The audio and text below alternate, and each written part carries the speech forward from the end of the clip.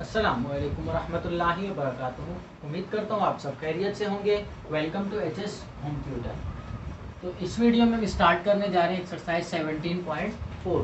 17.4 के exercise questions करने से पहले कुछ बेसिक टर्म्स हम पढ़ लेते हैं, जिसमें हमने पढ़ना है वेन डायग्राम्स के बारे में। वेन डायग्राम्स होती है किसी भी सेट को, अब सेट्स के बारे में हम पहले पढ़ चुके हैं, यूनियन कैसे लेते हैं, इंटरसेक्शन कैसे लेते हैं और कॉम्प्लीमेंट कैसे लिया जाता है। अब हमने छोटी क्लासेस में भी 7-8 क्लास में भी पढ़ा था हमने, और 9th में भी हमने पढ़ा था ग्राफ प्लॉट करना। तो ग्राफ प्लॉट करते हैं वो हम किसी भी इक्वेशन का कोई भी वैल्यूज निकाल के वो हम एक्स एक्सिस और वाई एक्सिस की मदद से उसको प्लॉट करते हैं। अब वेन डायग्राम होते हैं सेट्स की representation, graphical representation of sets जिसको बोला जाता है। वेन डायग्राम को इंट्रोड्यूस करवाया था 1881 में जॉन वेन के नाम के एक मैथमेटिशियन थे, जिन्होंने अपने ही नाम से, जॉन वेन उनका नाम था, तो उन्होंने वेन डायग्राम के नाम से इसको इंट्रोड्यूस करवाया। तो स्टार्ट करते हैं। वेन डायग्राम में हमने सबसे पहले तो एक रेक्टेंगल बनाना है। उस रेक्टेंगल के अंदर या तो सर्कल या ओवल, दो शेप्स जो हैं हमें रिप्रेजेंट करेंगी।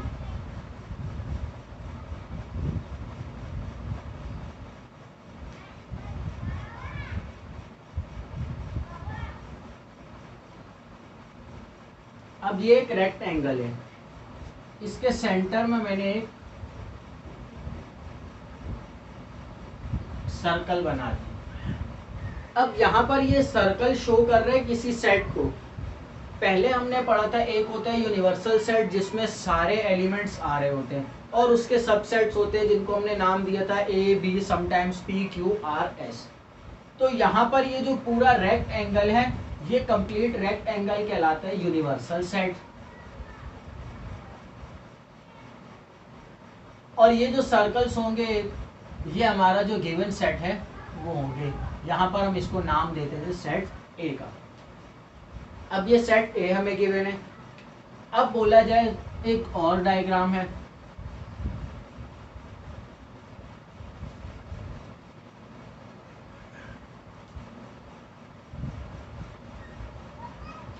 ये यूनिवर्सल सेट, और इसको नाम दे देते हैं बी का। तो इन डायग्राम्स की मदद से हम ए यूनियन बी कैसे मालूम करेंगे, अब वो देख लेते हैं। फर्स्ट कर लें, सेट ए के एलिमेंट्स हैं 1 2 3 4 5, और सेट बी के एलिमेंट्स हैं हमारे पास 2 4 6 8। सेट ए भी हमें गिवन है और सेट बी भी गिवन है। तो सेट ए के भी एलिमेंट्स हम लिख लेते हैं यहाँ पर 1 2 3 4 और 5, और यहाँ पर सेट बी के एलिमेंट्स 2 4 6 8। यूनिवर्सल सेट हमें गिवन नहीं है, सिर्फ सेट ए और बी गिवन था, तो हमने सर्कल के अंदर सेट ए के एलिमेंट्स लिख लिए और सर्कल के अंदर ही सेट बी के एलिमेंट्स लिख लिए। बोला जा रहा है वेन डायग्राम की मदद से ए यूनियन बी मालूम करके बताएं। सो ए यूनियन बी में हम क्या करते हैं, तरतीब से नंबर्स को लिख देते हैं, बट जो नंबर 2 मरतबा आ रहा हो उस नंबर को 1 मरतबा लिखते हैं। सो एक और डायग्राम बन जाएगी हमारे पास।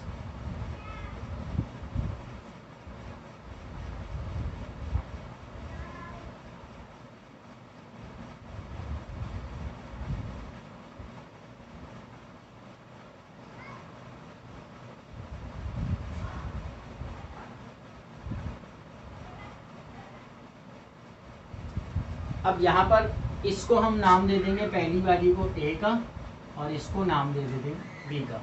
पहले तो अपने पास अलग से इन दोनों का यूनियन निकाल लेते हैं, क्या आएगा 1 2 3 4 5 और 1 2 4 6 8। तो यूनियन का हमारे पास आंसर आएगा 1 2 3 4 5 6 और 8। ये हमारे पास यूनियन का आंसर है। सो 1 जो एलिमेंट है वो सेट ए में आ रहा है, तो वो यहाँ पर आ जाएगा।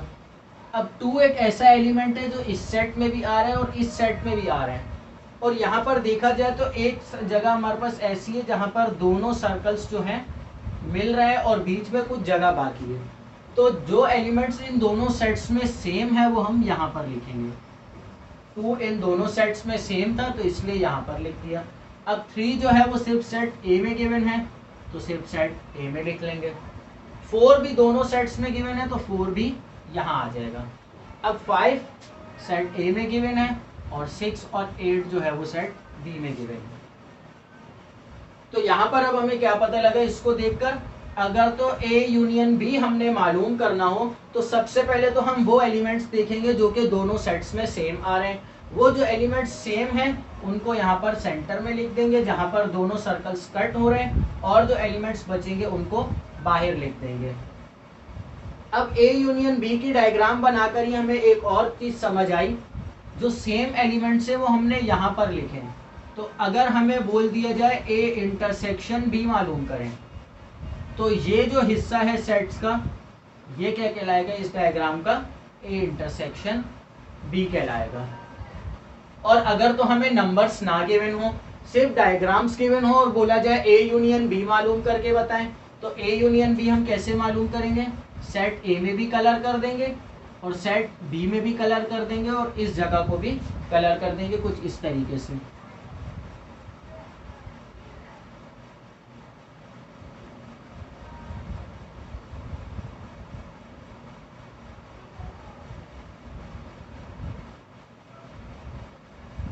ये सेट ए और ये set B. A union B मालूम करना है तो मतलब ए के भी सारे एलिमेंट्स आएंगे और बी के भी सारे एलिमेंट्स आएंगे, तो सेट ए में भी कलर हो जाएगा और सेट बी में भी कलर कर देंगे, और कुछ एलिमेंट्स जो सेम होंगे वो भी आ रहे होंगे तो सेंटर में जो हमारा ए इंटरसेक्शन बी का सेक्शन है वहां पर भी कलर कर देंगे। बट अगर बोला जाए ए यूनियन बी मालूम ना करें, ए इंटरसेक्शन बी मालूम करें, तो ए इंटरसेक्शन बी के एलिमेंट्स कहाँ होंगे, जहां पर ये दोनों सेट्स कट कर रहे हैं। तो इन सेट्स इधर हम कलर नहीं करेंगे, यहाँ पर भी नहीं, सिर्फ इस सेक्शन में हम कलर कर देंगे जो ए इंटरसेक्शन बी मतलब के जो सेम एलिमेंट्स हैं वो कहाँ आ रहे हैं, इस जगह पर। तो ए यूनियन बी और ए इंटरसेक्शन बी के लिए हमने डायग्राम बना लिए। अब इसके बाद अगर हमें बोल दिया जाए एक कॉम्प्लीमेंट मालूम करें,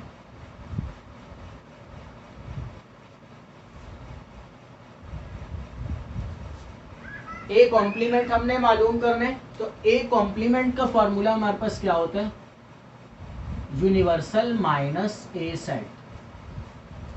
तो जब हम इसका आंसर निकालते हैं तो आंसर में हम देखते हैं तो हमें पता लगता है सेट ए में जो एलिमेंट्स थे वो ए कॉम्प्लीमेंट के आंसर में कभी भी नहीं आते, क्योंकि हम यूनिवर्सल में से सेट ए को माइनस कर लेते हैं। यूनिवर्सल सेट में से ए सेट को माइनस कर लिया जाता है, मतलब कि ये जो एलिमेंट्स है फर्ज कर लें यहाँ पर अगर हमारा यूनिवर्सल सेट बनता है 1 से लेकर 8 तक, तो 1 से लेकर 8 तक के जो एलिमेंट्स है 1 2 3 4 5 यहाँ आ गया, ये सेट ए के एलिमेंट्स थे, और जो बचा 6 7 और 8 इनको बाहर लिख दिया, ये एलिमेंट्स जो हैं ये यूनिवर्सल सेट के एलिमेंट्स हैं। जब हम यूनिवर्सल सेट मतलब कि इस कंप्लीट सेट में से सेट ए के एलिमेंट्स को माइनस कर लेंगे, मतलब 1 2 3 4 5 को माइनस कर लेंगे, तो बचेंगे हमारे पास सिर्फ क्या 6 7 और 8 बचेगा। तो इसके लिए हम डायग्राम कैसे बनाएंगे,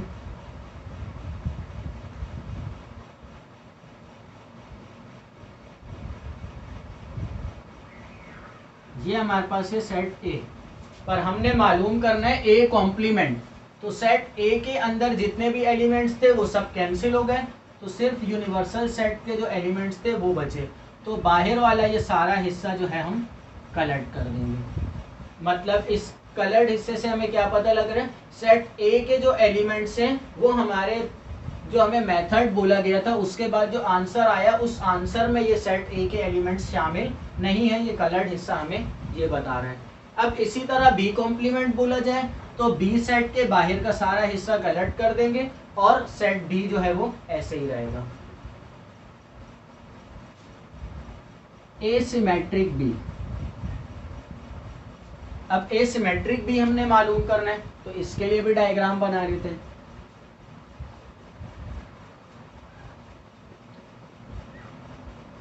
एसिमेट्रिक बी, एक सेट ए की डायग्राम बन जाएगी, सर्कल बन जाएगा, और एक सेट बी का सर्कल बन जाएगा। कुछ एलिमेंट्स जो सेम होंगे उनके लिए हमने ये हिस्सा बना लिया। अब एसिमेट्रिक बी में हम क्या करते हैं, सेट ए में से सेट बी को माइनस कर लेते हैं, मतलब 1 2 3 4 और 5 में से माइनस कर लेंगे हम 2, 4, 6 और 8 को, तो बचेगा हमारे पास 1, 3, 5, 6 और 8। तो इस आंसर को देख के हमें क्या पता लगा, वो एलिमेंट्स जो कॉमन एलिमेंट्स थे वो हमारे इस आंसर वाले सेट में से खत्म हो गए। ये हमारा सेट ए और ये सेट बी। कॉमन एलिमेंट्स, तो कॉमन एलिमेंट्स हमने अभी अभी पढ़ा, इंटरसेक्शन वाले कॉमन एलिमेंट्स जो होते हैं वो हम इस हिस्से में लिखते हैं जहाँ पर दोनों सर्कल जो है कट कर रहे हों। पर हमने कहा था सिमेट्रिक में कॉमन एलिमेंट्स नहीं आते, तो सेट ए को कलर्ट कर देंगे और सेट बी को कलर्ट कर देंगे, बट ये हिस्सा कलर्ट नहीं होगा क्योंकि ये वाले एलिमेंट्स जो है हमारे आंसर में शामिल नहीं है। तो उम्मीद करता हूँ जो समझाया वो समझ आ गया होगा। अल्लाह हाफिज़।